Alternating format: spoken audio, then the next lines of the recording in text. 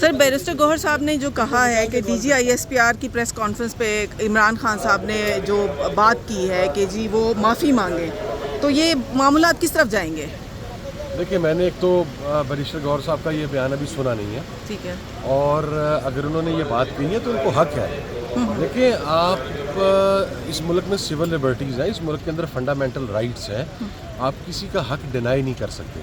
آپ اس کے point of view کو صرف اس بات کے اوپر ریفیوز نہیں کر سکتے کہ آپ کو پوائنٹ آف ویو پسند نہیں ہے.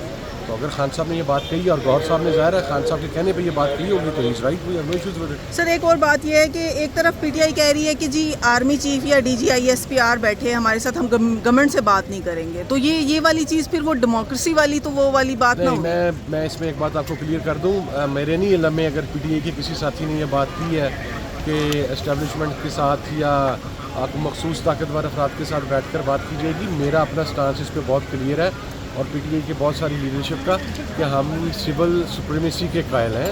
ہم نے جو نیا الائنس بنایا ہے وہ تحریک تحفظ آنے پاکستان ہے. ہم حکومت کے ساتھ ہی مذاکرات کرنا چاہیں گے. اس میں ہمارے ایجنڈا میں کچھ ایسی چیزیں ہیں جس پر حکومت کو اسٹیبلشمنٹ کو آن بورڈ کرنا پڑے گا.